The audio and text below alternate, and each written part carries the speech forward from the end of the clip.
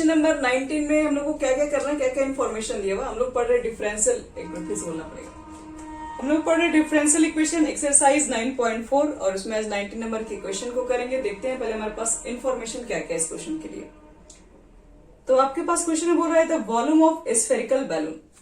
आपके पास एक spherical balloon है और being inflated change at a constant rate, और इसको क्या किया जा रहा है, इसको हम लोग क्या कर रहे हैं, इसके अंदर पंपिंग करके इसको बड़ा कर रहे हैं। तो इसके वॉल्यूम चेंज होगी, एक कांस्टेंट रेट से चेंज हो रही है।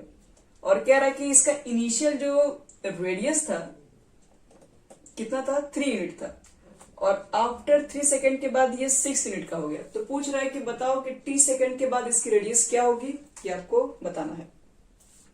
ठीक है, तो एक काम करते हैं, हम देखो इस क्वेश्चन को कैसे बनाएंगे। सबसे पहले हम मान लो let capital V with a volume of balloon, volume of balloon मान लेते हैं। अब देखो नाउ अगर हम पूछें कि इसका जो रेट चेंज हो रहा है, जो वॉल्यूम जो चेंज हो रहा है वो एक कांस्टेंट रेट से चेंज हो रहा है, तो dv बाई जो dt हुआ, dv बाई dt का मतलब क्या हुआ, वॉल्यूम कैसे चेंज हो रहा है, टाइम के रिस्पेक्ट में चेंज हो रहा है। तो वॉल्यूम जब टाइम के रिस्पेक्ट में चेंज होगा तो उसको क्या बोलते हैं, dv बाई dt बोलते हैं। तो वॉल्यूम जो टाइम के रिस्पेक्ट में जो चेंज हो रहा है उसका जो रेट है वो एक कांस्टेंट है, मतलब ये कांस्टेंट रेट से चेंज हो रहा है। इसका वैल्यू अगर इसको बढ़ा रहे हो तो ये भी बढ़ रहा है, लेकिन दोनों का जो रेशियो एक कांस्टेंट हमेशा रह रहा है। तो कांस्टेंट रेट से इसकी वैल्यू क्या, वैल्यू में से क्या हो रही है, चेंज हो रही है। तो आपसे पूछ रहा है कि वही बात, t समय के बाद आपका क्या होगा, रेडियस में कितना चेंजिंग हुआ। तो एक काम करते हैं, वॉल्यूम बताओ। तो स्फेरिकल बैलून है तो वॉल्यूम ऑफ स्फेयर कितना होता है, v के ऊपर क्या रख सकते हैं, 4/3 पाई आर क्यूब, पढ़े होंगे ना, ये स्फेयर का वॉल्यूम होता है। तो स्फेयर का वॉल्यूम पुट कर दिए 4/3 पाई आर क्यूब। अब आपको एक काम करना है, दो यहाँ पर वेरिएबल होगा, यहाँ पे dt को भेज दो इस साइड। तो इसको हम लोग क्या करने जाएंगे, अब इंटीग्रेशन करेंगे। इंटीग्रेशन करेंगे किसके रिस्पेक्ट में, तो विथ रिस्पेक्ट टू, एक मिनट रुकिए, ये तुम्हारा हो गया कांस्टेंट रेट से डिक्रीज कर रहा है। चलो एक चीज बताओ, तो इसको हम लिख रहे हैं, इसको डिफरेंशिएट को इस फॉर्म में लिख सकते हैं, थोड़ा सोच के देखिएगा। ये d है, देखो 4/3 जो पाई है वो तो एक कांस्टेंट है, तो उसके बारे में बात ही नहीं करना है। ये dr क्यूब है, और इसको तो डिफरेंशिएट कैसे कर सकते हैं, ये तो डिफरेंशिएट तो तभी हो सकता है जब नीचे भी dr हो। तो नीचे dr लिख दो, और क्या करोगे, इसको सही ढंग से लिख लिया। आप नीचे dr लिखोगे तो फिर तो यहाँ पर भी dr लिखना पड़ेगा, क्यों, क्योंकि नीचे इसको तो डिफरेंशिएट करने के लिए आप dr यहाँ लिख दिया, लेकिन इसको घटाने के लिए फिर ऊपर, क्योंकि यहाँ पर dr तो पहले से कोई है नहीं, तो dr और लास्ट में क्या लिखना पड़ेगा, dt। तो ये dr क्यू को डिफरेंशिएट करोगे, रेडियस को डिफरेंशिएट करना विद रिस्पेक्ट टू r, तो ये कितना हो जाएगा, 3r स्क्वायर। तो 4/3 पाई है ही, और 3r स्क्वायर हो जाएगा, पावर बाहर निकल के एक पावर कम हो जाएगा। और dr बाई dt कितना हो जाएगा, तो ये तो पता ही नहीं कितना, इसको छोड़ दीजिए, यहां पर लिख दो के। अब इसके बाद देखना क्या करना होगा, जो r वाला पार्ट है उसको इधर रखो, जो t वाला पार्ट है उसको एक साइड ले जाओ। तो हम तो देख रहे हैं कि इसके अंदर सिर्फ r ही वाला पार्ट है, t वाला कोई पार्ट ही नहीं है। तो काम करो, कांस्टेंट वाले को सब एक तरफ लेके आ जाओ।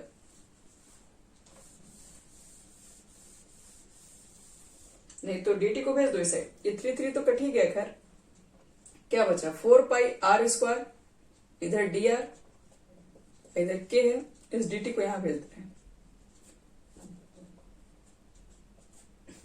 अब दोनों तरफ इंटीग्रेशन कर दो, तो 4 पाई r स्क्वायर और dr का इंटीग्रेशन r हो जाएगा, k कांस्टेंट बाहर आएगा, और dt का इंटीग्रेशन सिर्फ t हो जाएगा, प्लस c। आपके पास जो रिजल्ट आएगा वो 4r cube is equal to kt plus c। अब देखो इनिशियल में रेडियस कितना था, 3 यूनिट था। इनिशियल का मतलब क्या होता है बच्चे लोग, जब टाइम 0 होता है उसको इनिशियल बोलते हैं। यानी जब t इज इक्वल टू 0 था तो r is equal to 3 put करो।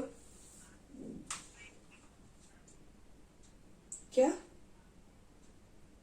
अच्छा एक मिनट, हाँ 4 पाई तो कांस्टेंट है, लेकिन r स्क्वायर का इंटीग्रेशन कितना हो जाएगा, RQ/3 होगा। हाँ, तो यहाँ देखो तो बच्चे लोग टाइम को हम लोग क्या रखना है, सॉरी टाइम 0 इनिशियल में कह रहा था रेडियस 3 है, तो मतलब जब टाइम 0 था तो रेडियस 3 है, तो टी की जगह पर 0 पुट करो, आर की जगह पर 3 पुट करो, और देखो सी की वैल्यू कितनी हो जाएगी। क्या लगता है, आर की जगह पर 3 रखोगे तो 3 का क्यूब, 3 का क्यूब का मतलब है 3 इंटू 3 इंटू 3 बटे में 3, टी की जगह पर 0 रखोगे तो पूरा 0 हो जाएगा, ये 3 से 3 कट गया, 9 4 जा 36 पाई।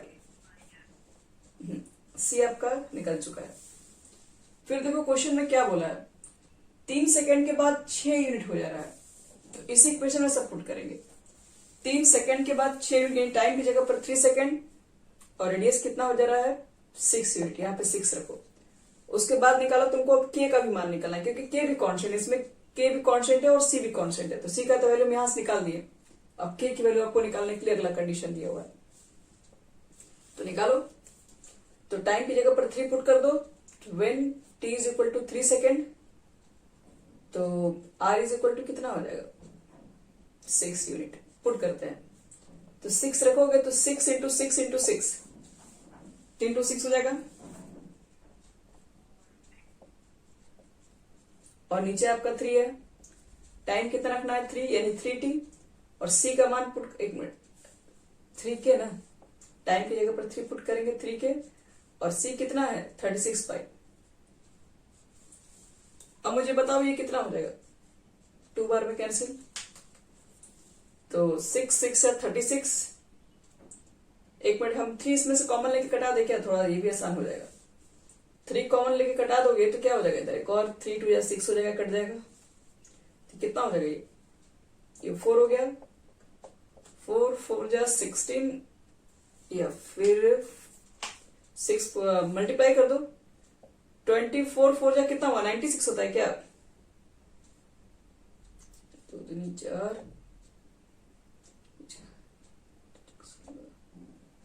हाँ तो 96 पाई लिख दो, यहाँ पर आपका कुल मिला के 96 पाई हो जाएगा।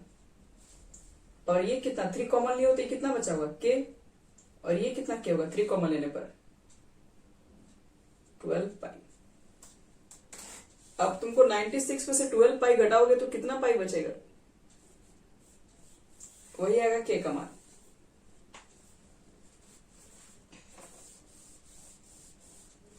तो मुझे लगता है कि कमान 96 पाई में से 12 पाई घटेगा तो 84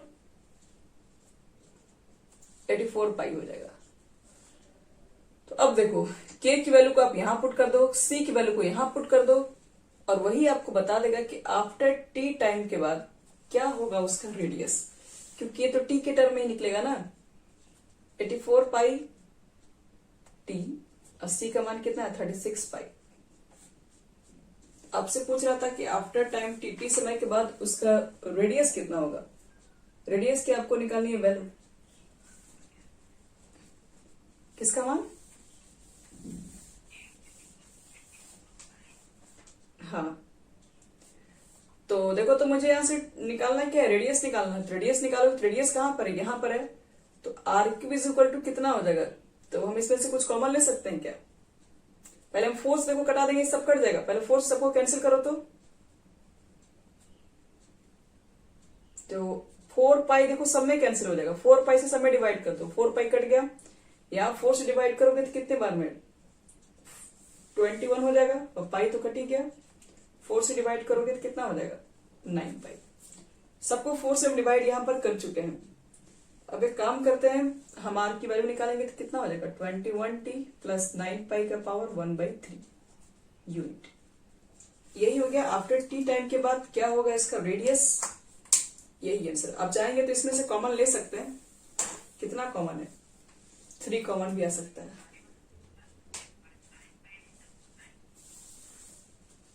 अच्छा पाई भी हट गया ना,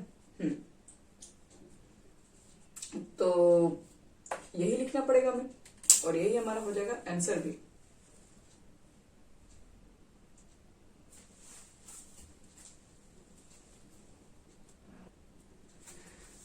देखो थोड़ा सा यहाँ पे लग रहा है कि 3 छूट गया, यहाँ पर 3 लिख दो, तो 3 रखोगे तो 3 से दोनों में मल्टीप्लाई भी हो जाएगा, और 3 से मल्टीप्लाई करोगे तो शायद आ जाएगा, 3 से मल्टीप्लाई करने पर कितना हो जाएगा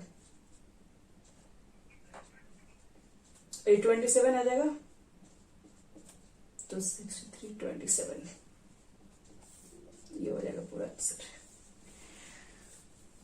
चलिए कंप्लीट करते हैं।